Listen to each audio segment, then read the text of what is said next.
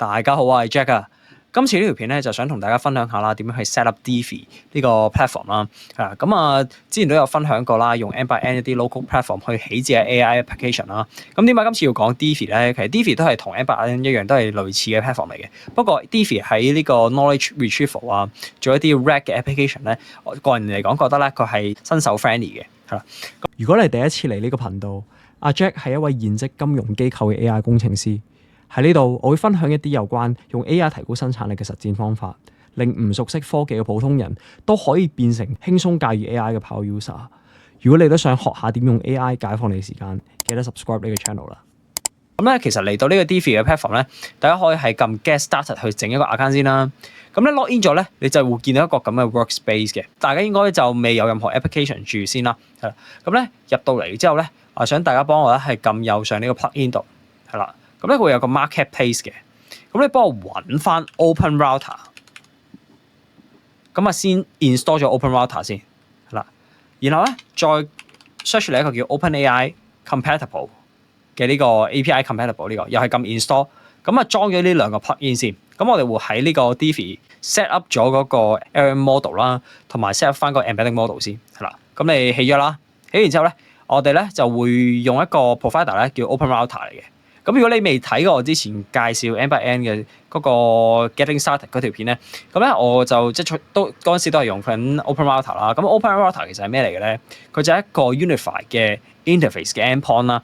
咁係俾你好方便可以 connect 去唔同嘅 LLMs 嘅 API 度嘅，係啦。咁比如話啦，以前你可能有Cloud 即係 Anthropic 啦，自己一個 endpoint 啦 ，Google 自己嘅 endpoint 啦 ，OpenAI 咁 endpoint 啦。咁你要每個廠整一個 account 入 credit 好麻煩啦，有唔同嘅 account 你要 mint 啦，同埋有啲廠出咧，佢應該係 block 咗香港嘅信用卡啦。咁但係 Open Router 咧，其實你用入 credit 嘅方式，你就可以用一條 API key connect 到唔同嘅 models 嘅，佢就比較方便嘅 endpoint 去 for 大家新手上路去試嘅時候咧，用呢個provider 會好啲嘅，係啦。咁咧入到嚟咧又係啦，整翻個 account 又有上角咧，就係大家會見到咧，應該係咁嘅畫面嘅，係啦。咁咧去翻撳 credit 度咧。咁佢自己 account 度咧入翻可能10蚊美金 credit 用住先啦，咁應該好夠用噶啦，幫大家去學習嚟講係。而喺個 API keys 嗰度咧，呢行你就整翻個 API key 叫做 Divi 咁樣啦。咁有個 credit limit 你自己可以即係留空又得，自己整10蚊5蚊又得啦，冇所謂嘅係啦。咁你 create 咗先 ，create 完之後咧呢度咧就會有個 API key 嘅，係你就 copy 佢 ，copy 完之後咧就翻去咧啱啱嗰個 Divi 嘅 plugin 度。係啦，咁我哋右上角呢邊咧有個 setting 嘅，咁你撳你自己個 icon 啦，撳 setting，咁 setting 之後咧撳 model provider， 嗱第一次 set up 應該未有任何嘢住嘅，咁你就會見到啱啱 install 咗嘅 Open Router 同 Open API， 即係 OpenAI 嘅 API compatible 啦。咁我哋先喺 Open Router 度咧 add 一個新 model，add 一個新 model 咧好簡單嘅啫，你就教翻 LLM 啦，然後咧黐翻你嘅 API key 落去，你個 API key 落去啦，然後咧個 model 名咧。就咁叫翻 Open Router 得㗎，咁你可以跟翻我呢個 set up 啦，係我呢個 set up 就咁黐翻個 API key，跟住求其整個名就得㗎啦。咁第二個咧就係 OpenAI API Compatible， 咁呢度我哋就係用 Open Router， 不過我哋想要佢 embedding model 係啦，咁咪加個 model 落去係啦，咁咧又係啦，你跟翻我依個 set up 啦，我 share 翻俾大家睇係啦 ，configuration 係啦，你跟翻我呢個 set up 去即係 accept 一定 OK 㗎啦，嗱 test embedding 啦。small 咁得啦 ，API key 你可以黐翻你啱啱個 API key 啦，個 endpoint 你跟住抄翻落去，呢個 model endpoint 都係跟咁樣抄翻落去啦。個 model size 係4096咁 OK 啦，咁啊撳 save 係啦。咁咧兩個咧，如果綠燈咧，咁你就可以試下啦，係啦，試下啦。我哋先試咗嗰個 chatbot 先啦。咁咧喺呢個 workspace 上面咧，你可以撳翻 studio 啦，我哋撳 create from blank， 呢度有個 more basic app types 嘅，你撳翻 chatbot。求其開個 app 嘅名就叫 test 啦 ，testbot 咁啦。咁啊 create 咗咧，你 create 完之後就會見到個畫面係咁樣嘅。右上角呢度咧，就如果你成功嘅話咧，佢應該可以俾你揀翻唔同嘅 model 嘅。咁我呢度就用 ChatGPT 5啦。咁右邊嘅 system prompt 就唔使打任何嘢住啦，就咁喺度打個 hi 字。但係你見到咧有 response， 即係代表咧個 LLM model 咧個 Open Router 已經成功駁到啦。好，咁呢個成功嘅第一步啦。OK 嘛？咁咧成功咗 LLM model 啦，咁我哋試埋嗰個 embedding model work 唔 work？ 係啦，我哋去 knowledge 嘅，係啦 knowledge 咧，我哋撳 create knowledge。咁呢度跟住咧，你可能 upload 一份PDF 啦，有字嘅 PDF OK 啦，我求其 upload 一份類嘅更新大行動咁樣啦嚇。咁啊撳 next，咁撳完 next 就撳 preview chunks 下面咧你就睇下啦，揀翻你啱啱嗰個 embedding model test embedding free small 係啦，然後咧就咁 save and process 就得噶啦，乜都唔使搞。